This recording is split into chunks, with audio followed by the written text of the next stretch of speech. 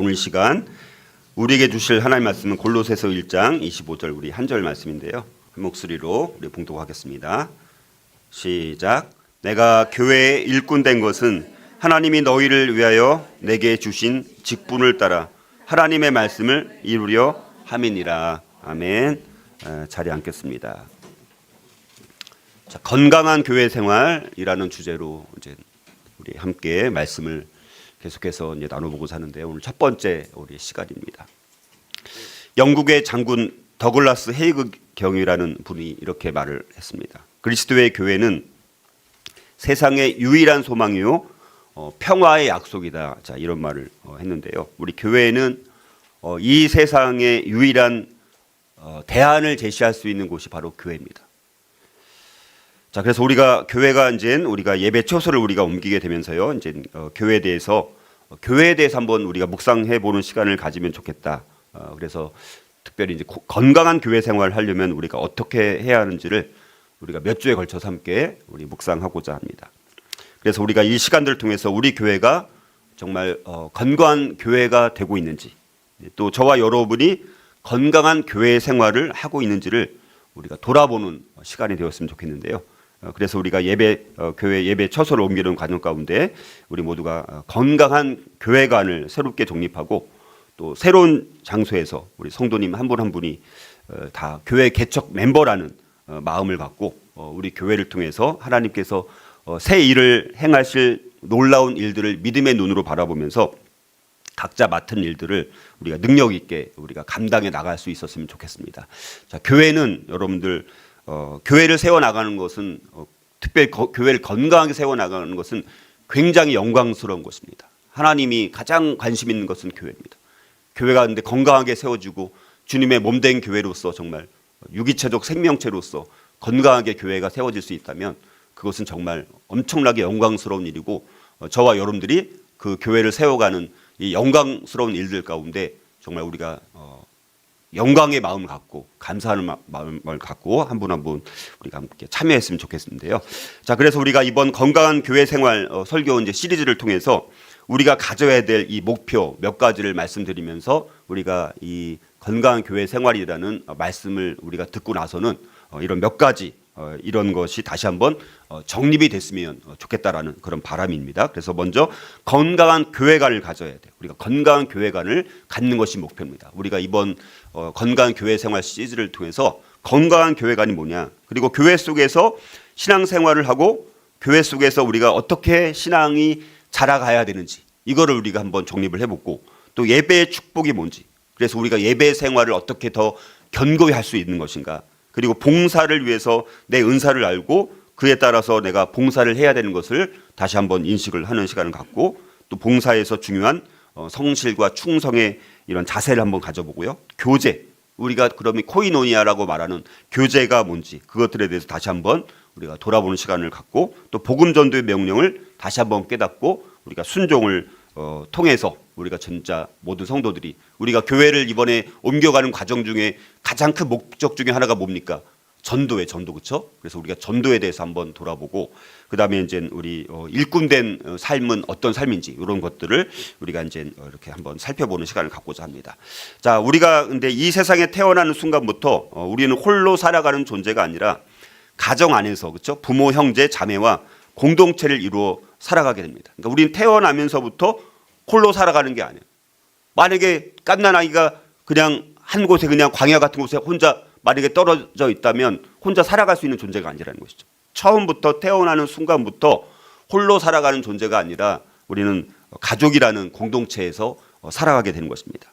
자, 그런데 이제 그 가족들과의 관계 경험이 건강할 때 우리는 건강하게 성장할 수 있지만 자, 그러나 그렇지 못하고 이 중요한 사람들로부터 어린 시절에 상처를 입게 되면 아주 건강하지 못한 또 성장이 이루어질 수 있다는 것입니다. 자, 그래서 이런 중요한 타인, 우리에게 우리 성장에 영향을 주는 중요한 타인들, 뭐 가까운 엄마, 아빠, 형제, 아니면 선생님 같이 중요한 영향을 주는 사람들을 우리가 중요한 타인이라고 이렇게 부릅니다. 자, 그런데 이 중요한 타인에게 상처를 받으면 인간을 향한 신뢰가 무너지게 되죠. 자, 이렇게 건강하지 못한 성장 경험을 제공하는 가정을 가리켜서 우리가 뭐라고 그럽니까? 역기능적인 가정이라고 부르고, 역기능적인 가정. 그러니까 오늘날 우리가 이 역기능적인 가정에서 자라는 사람들이 너무나 많아요. 한국 사람들은 더 상처가 많고 그냥 화가 많다고 하잖아요. 그렇죠? 그러니까 이 역기능적인 가정에서 대부분이 자란 케이스가 많다는 거예요. 그러니까 아주 건강한 순기능적인 가정에서 자란 이 분들이 많지가 않다는 것입니다. 자, 그런데 이렇게 역기능적인 가정에서는 상처받기가 쉽습니다. 그렇죠? 억눌려 있게 되고 표현이 자유롭지 못하게 되어지죠. 자, 그리고 이런 것은 이제 평생 쫓아다니고 계속해서 반복이 되는 것입니다. 그래서 편견이 심하게 되어지고 또 그뿐만 아니라 영적으로 아니면 그냥 건강하게 성장하지 못하게 되는 가능성이 매우 농후하다라는 사실입니다. 자, 그런데 문제는 이 교회라는 가족뿐만 아니라 가정뿐만 아니라 이 교회라는 공동체 경험에도 이것과 아주 유사한 비슷한 점이 존재한다는 사실이죠.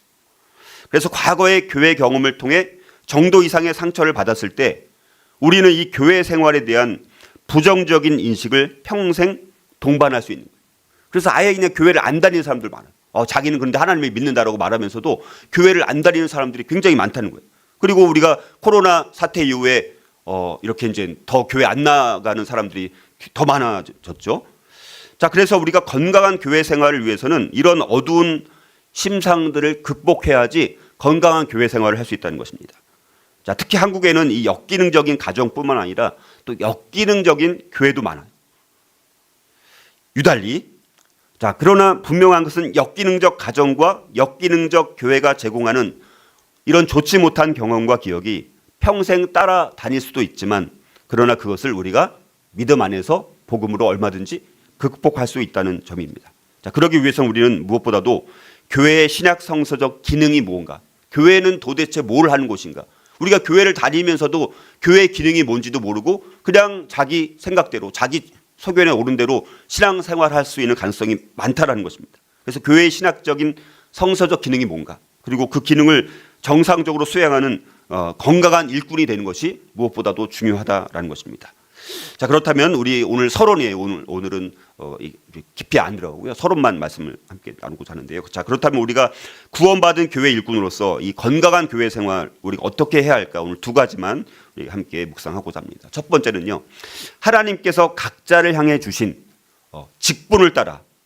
근데 이 직분을 다른 말로 여러 가지로 또 해석을 할 수 있어요. 직분 혹은 옛날 성경에는 뭐라고 되어 있냐면 경륜을 따라, 경륜이라고 되어 있어요. 그러니까 직분과 경륜, 우리가 느낌으로 완전히 다른데 근데 의미를 또 우리가 살펴보면 이게 무슨 의미인지 알 수 있습니다. 그리고 그걸 뭐 하나님의 계획이라든가 뭐 섭리라든가 뭐 사명이라든가 이렇게 이제 우리가 다른 말로도 사용할 수 있습니다. 그래서 어쨌든 하나님께서 우리 각자를 향해 주신 그 직분 혹은 경륜을 따라서 하나님의 말씀, 즉 예수 그리스도 안에 있는 충만함을 이루어가야 돼요. 예수 그리스도 안에 있는 충만함을 이루어가는 것이 우리가 부름받은 우리의 직분이자 사명이라는 것입니다. 자, 바울은 골로새서 특별히 1장 오늘 우리가 25절을 읽었는데요. 이 25절에서 27절을 보면요, 그리스도를 이방인에게 전하기 위한 바울의 자기의 사명이 뭔지를 요 25절에서 아니면 28절까지 자기 바울이 받은 사명이 무엇인지를 분명하게 천명하고 있습니다. 자, 그 가운데 오늘 우리가 살펴보는 이 골로새서 1장 25절에서는 교회를 위한 일꾼인 사도 바울 자신이 지향하고 있는 목표가 뭔지를 분명히 밝히고 있습니다.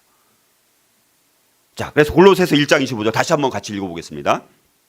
자, 시작. 내가 교회의 일꾼 된 것은 하나님이 너희를 위하여 내게 지신 직분을 따라 하나님의 말씀을 이루려 함이니라.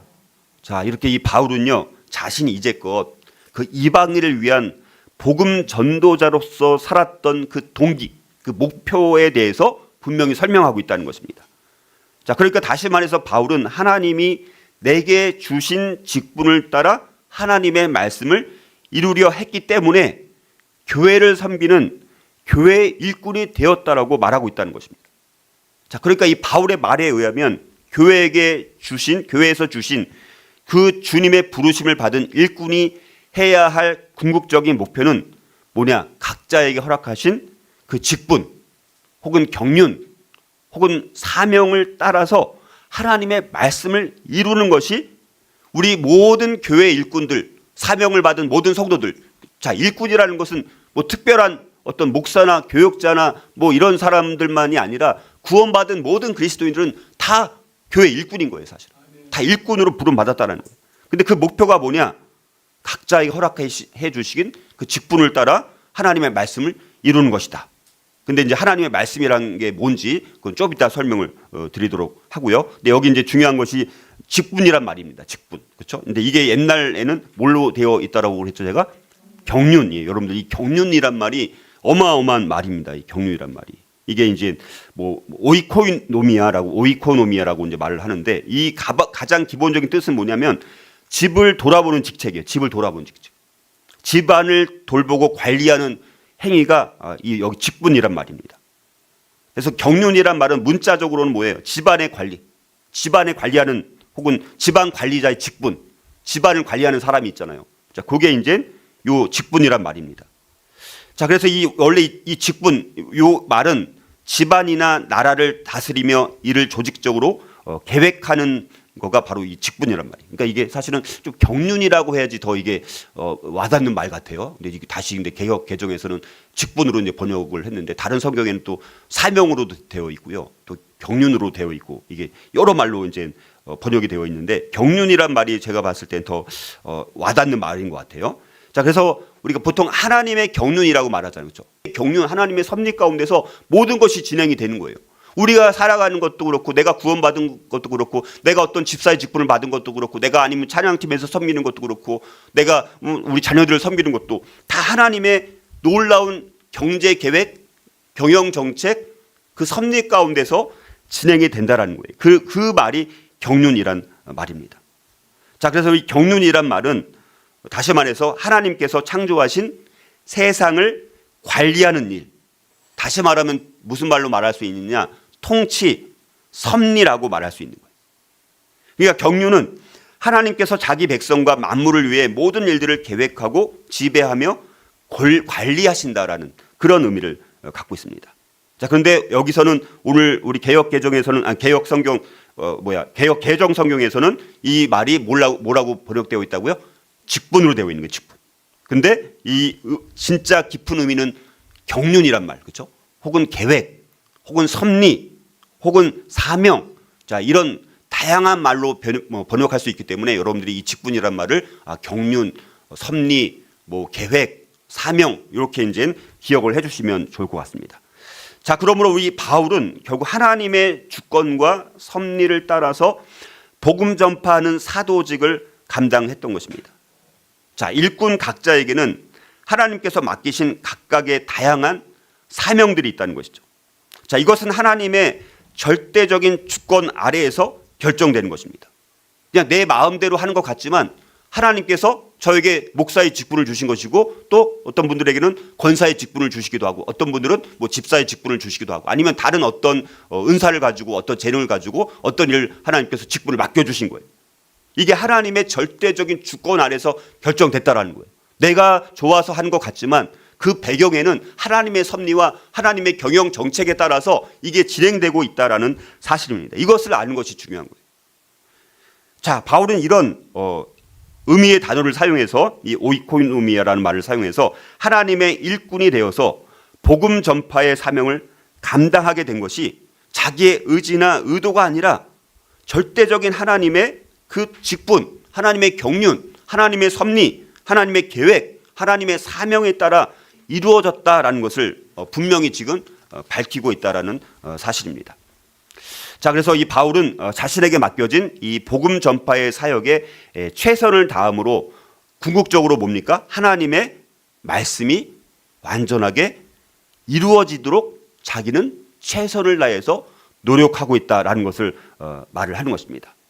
자, 그러면 여기서 말하는 하나님의 말씀, 바울이 그렇게 온전히 완전히 이루려고 했던 자기의 목숨을 다해서 자기의 사명을 다해서 모든 것을 다 쏟아붓고 이루려고 했던 그 하나님의 말씀에 대해서 요 골로새서 1장 25절부터 28절까지 이게 뭔지를 좀 더 확장시켜서 바울은 설명을 하고 있는 거예요. 그럼 하나님의 말씀이 뭐냐? 이거를 골로새서 1장 26절에서 뭐라고 말하냐면 비밀이라고 말하는 거예요. 비밀. 우리 26절 제가 한번 읽을 거예요. 이 비밀, 여기 보니까 이 비밀, 그렇죠? 여기 이제 하나님의 말씀을 이루려고 하는 것인데 자기가 직분을 따라 이렇게 사명을 다하는 것은, 근데 이 비밀은 거기 이제 비밀이라고 말을 하고 있습니다. 자, 그리고 이 비밀의 영광 속에 있는 풍성함을 말하면서 또 27절에서는 그 비밀이 그러면 또 뭐냐? 그리스도다라고 또 밝히고 있는 그리스도. 그러니까 하나님의 말씀은 비밀인 거예요. 비밀은 또 뭐냐? 그리스도라는 것입니다. 그리고 28절에 가서는 바울이 드디어 그 그리스도를 자신이 전파한다라고 또 말하고 있는 거예요. 그러니까 이 바울이 그래서 이 오늘 읽은 골로새서 1장 25절에서 자기가 그렇게 올인해서 이루려고 했던 하나님의 말씀은 뭐냐? 다시 정리하면 오늘 여러분들 주보에 나와 있는 것처럼 예수 그리스도 안에 있는 충만함이라는 거예요. 예수 그리스도 안에 있는 충만함. 그 비밀이 뭐냐? 예수 그리스도 안에 있는 충만함이라는 거예요. 그리스도 안에는 엄청난 충만함이 있어요. 우리가 성경에서 제가 좋아하는 말이 충만함과 풍성함이란 말이에요. 풍성. 그리스도 안에는 충만함이 있습니다. 풍성함이 있습니다. 복음 안에, 성경 말씀 안에, 그리스도 안에는 이 엄청난 풍성함과 충만함이 있다는 거예요. 그러니까 우리가 그렇게 모든 것을 올인해서 쏟아 부어야 될 게 뭐라는 거예요. 그러니까 예수 그리스도 안에 있는 충만함. 우리가 예수 그리스도 안에 있음으로 생명을 누리고 온갖 신령한 축복들을 우리가 누리지 않습니까? 근데 그 충만함이라는 것이 말로 다 표현할 수 있어요, 없어요? 표현할 수 없습니다. 표현할 수가 없어요. 죽을 때까지도 우리는 그 충만함을 다 경험할 수가 없습니다, 절대로. 우리가 새 하늘과 새 땅이 도래했을 때는 그리스도 안에 있는 그 완벽한 완전한 충만함과 풍성함을 누리겠죠. 우리가 그거를 바라보고 살아가는 것 아닙니까? 근데 바울이 그렇게 모든 것을 쏟아붓고 올인해서 하고자 했던, 이루려고 했던 것이 뭐냐? 그리스도 안에 있는, 예수 그리스도 안에 있는 그 충만함을 이루기 위해서 자기는 모든 것을 다 쏟아부었다라고 말을 하는 거예요. 그래서 성경의 핵심은 뭡니까? 예수 그리스도예요. 성경의 모든 핵심은 뭐라고요? 예수 그리스도입니다. 바울은 이런 예수 그리스도 안에 있는 그 충만함을 전하는 것이 바로 교회 일꾼으로 자기가 부름받은 자신이 궁극적으로 지향하는 목표라는 것을 고백하고 있다는 거예요. 여러분들, 우리가 교회 일꾼으로, 우리가 직분을 맡은 자로 내가 지향하는 목표가 뭡니까? 내가 참 내가 갖고 있는 재능과 은사를 통해서 내가 참 잘났어. 사람들이 참 나를 인정해 주겠지. 이런 게 목표가 아니라는 거예요. 예수 그리스도 안에 있는 충만함을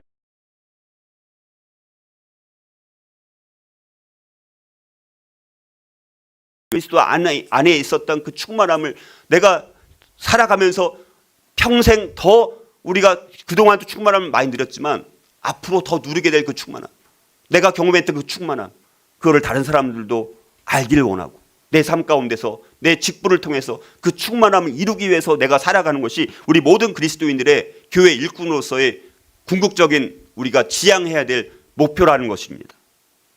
자, 따라서 우리 골로새서 1장 25절은 바울이 복음 전도자로서 인생을 살았던 것이 바울에게 주신 그 하나님의 섭리이자 경륜이라는 거예요.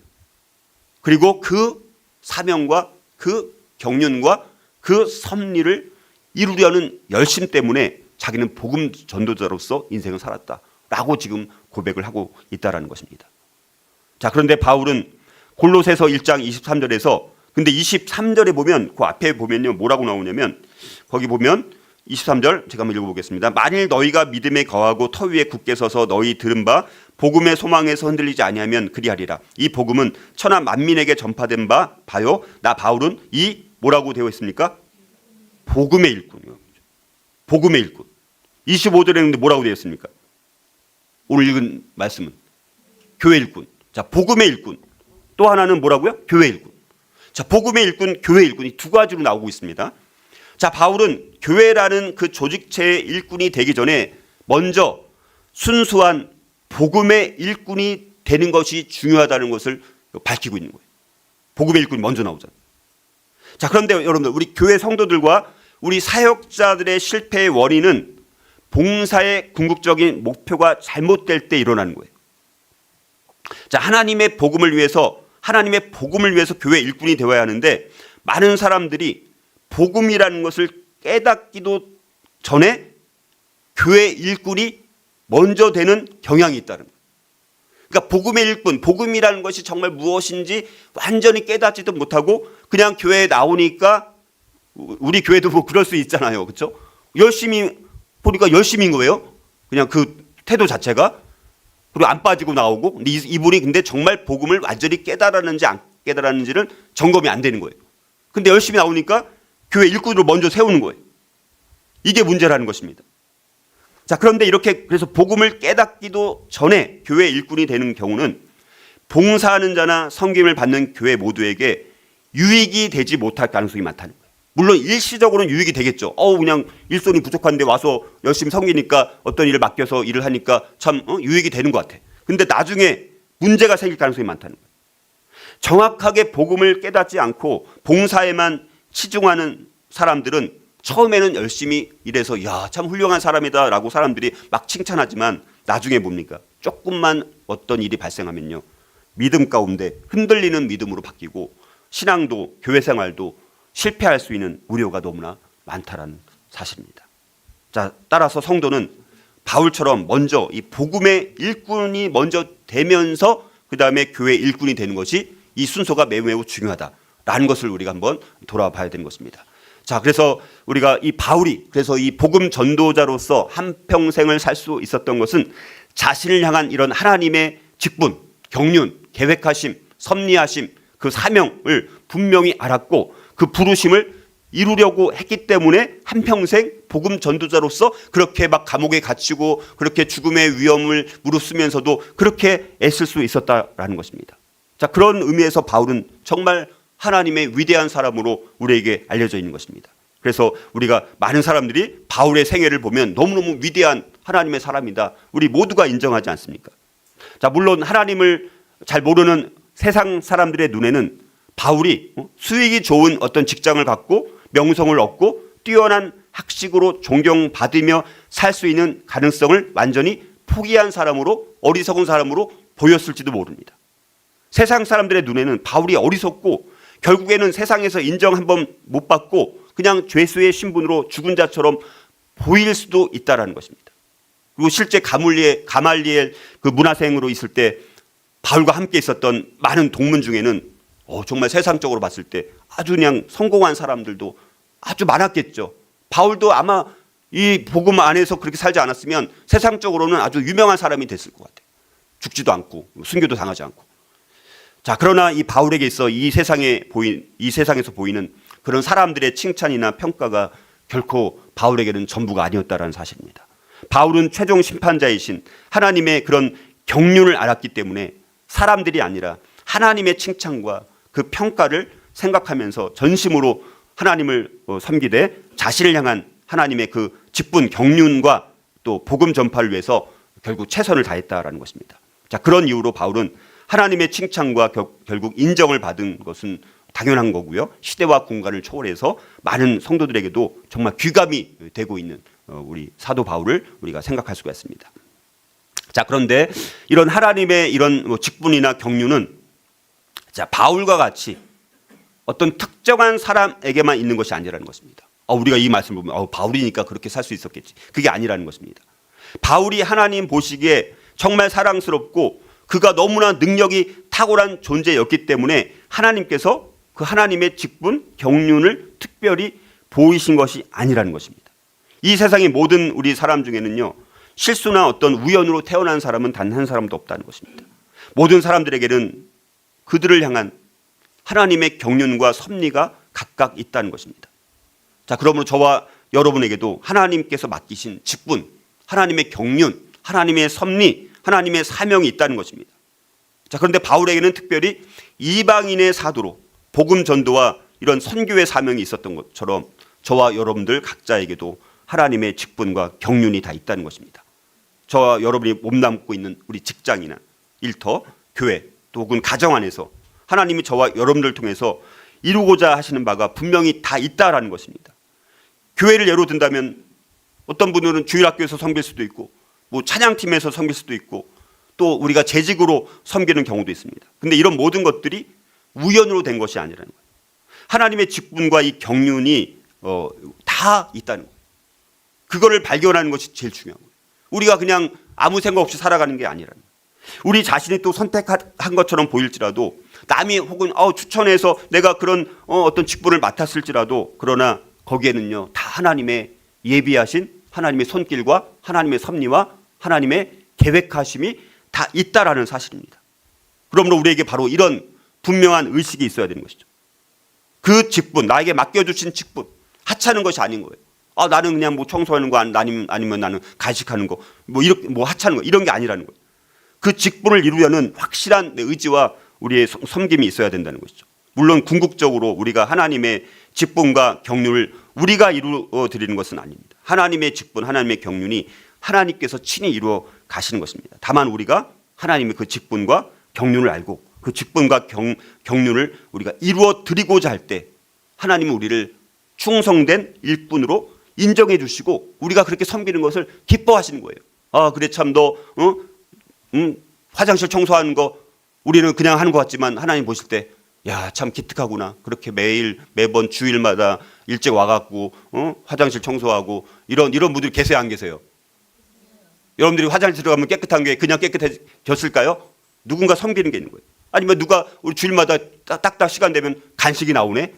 이거 그냥 먹는 게 아니라 누군가 섬기는 사람들이 있다라는 거예요. 그거를 우리가 기억하는 것이 다 중요하다라는 거예요. 우리가 이런 의식을 갖고 우리가 섬기는 것이 너무 중요하고 하나님께서 그런 것을 기쁘게 여기신다라는 사실들을 우리가 기억을 했으면 좋겠고, 그래서 저와 여러분들 각자를 향한 하나님의 그 직분, 하나님의 경륜, 하나님의 그 섭리, 하나님의 그 계획하심, 그 어떤 사명이 있다라는 것을 잘 깨닫고 돌아보고 나에게 맡겨주신 직분은 뭔지, 나에게 맡겨주신 사명 뭔지 이걸 다시 한번 생각을 해보고 그것을 향해서 우리가 최선을 다하는 삶을 살아갈 수 있기를 바라고요. 무엇보다도 이번 또 교회가 이전하는 모든 과정 가운데서도 우리 모든 성도님들이 각자에게 주신 그 직분, 경륜, 계획하심과 섭리와 사명들을 잘 한번 돌아보면서 그것을 가지고 우리가 아까 말씀드렸던 정말 영광스러운 교회를 건강하게 세우는 이 영광스러운 일들 가운데 우리가 함께 자발적으로 자원하는 마음으로 참여해서 우리 교회가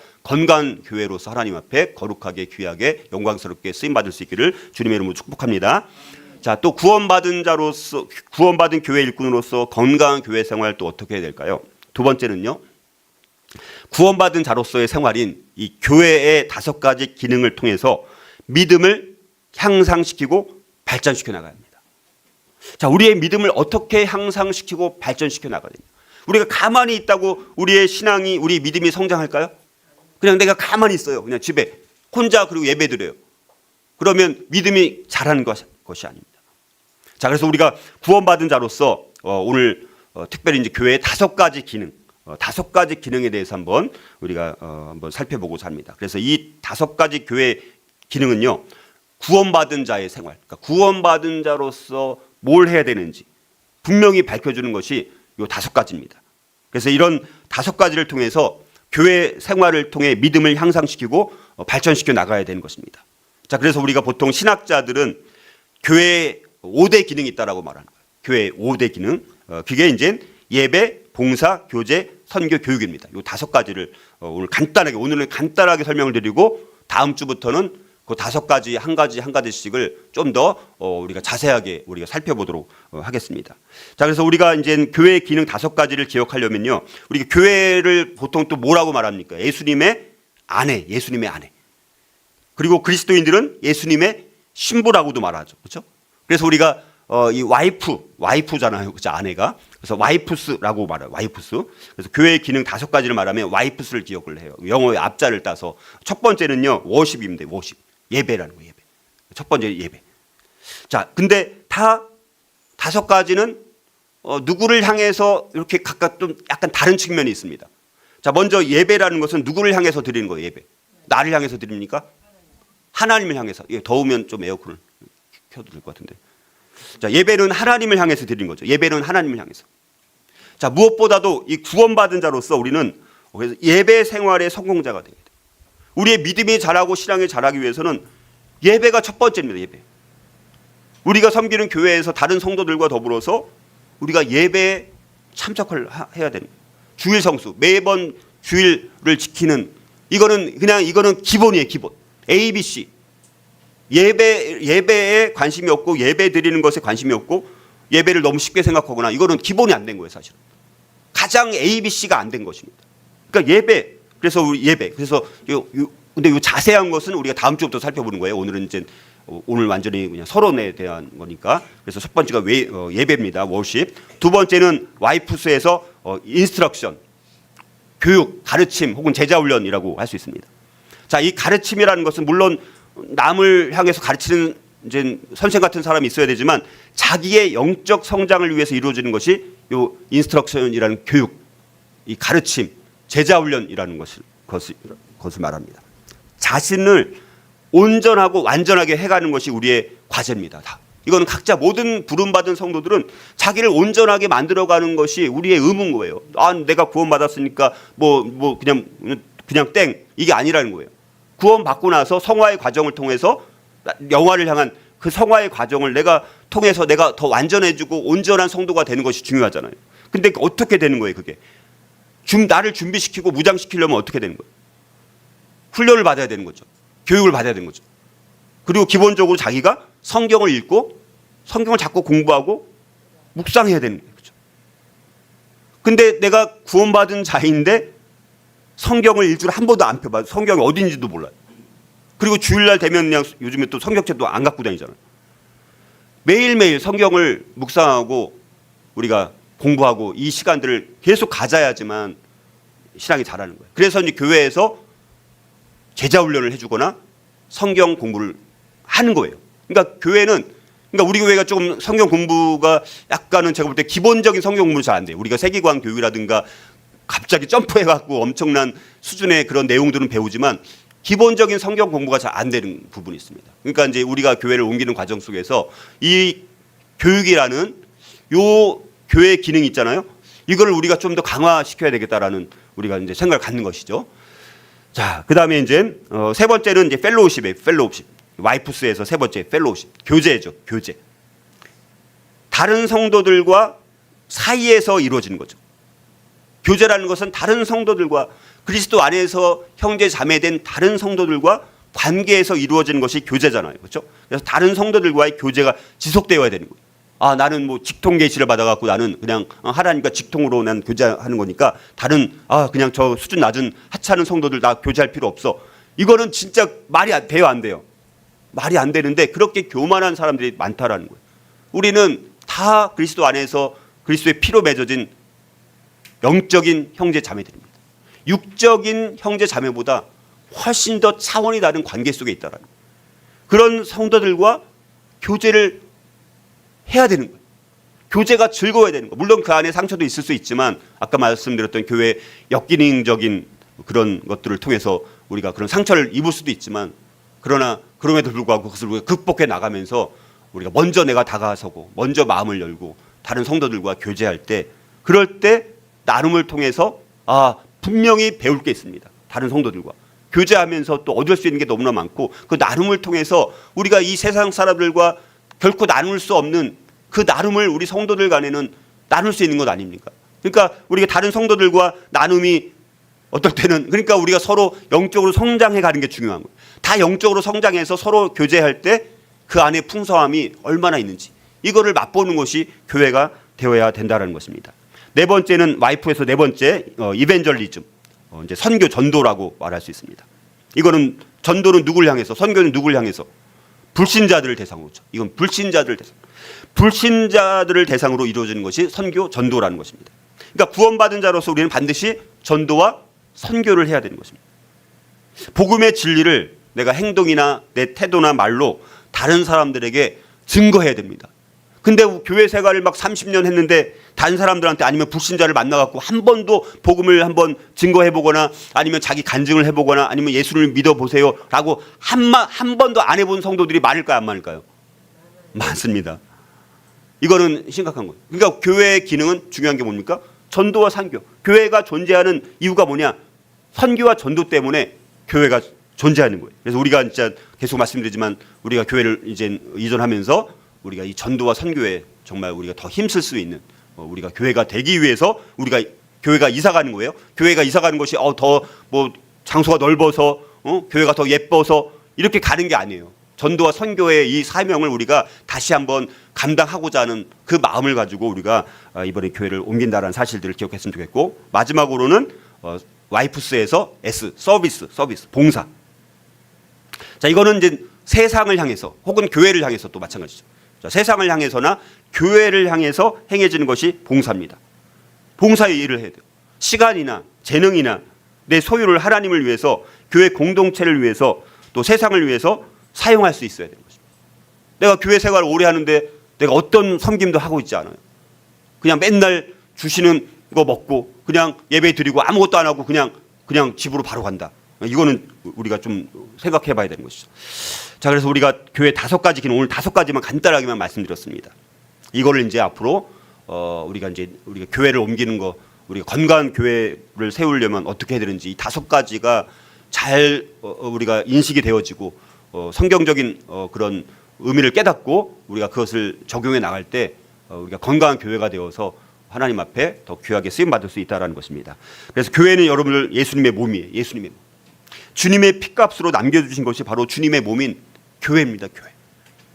그래서 교회는 예수님이 이 땅 가운데 하신 일을 하는 거예요. 그래서 복음 전파를 하는 것이고, 봉사를 하는 것이고, 누구는 어려운 사람 위로해주고 치유해주고 세상을 변화시키는 이런 일들을 해야 되는 것입니다.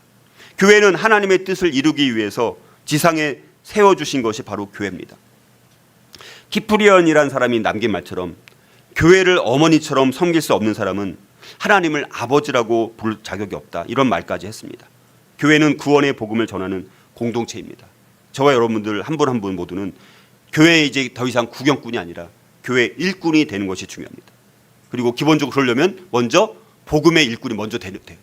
저와 여러분들이 복음에 대해서 만약에 그럼 잘 모르겠다, 그럼 저한테 상담을 하시거나 목자를 통해서 또 저에게 하면 복음에 대해서 다시 한번 우리가 확인하는 시간을 가질 수 있습니다. 그래서 복음의 일꾼일 뿐만 아니라 교회 일꾼이 되기 위한 시간들을 갖고 우리 교회 부흥과 하나님 나라 확장의 귀한 축복의 도구가 다 될 수 있기를 주님의 이름으로 축복합니다.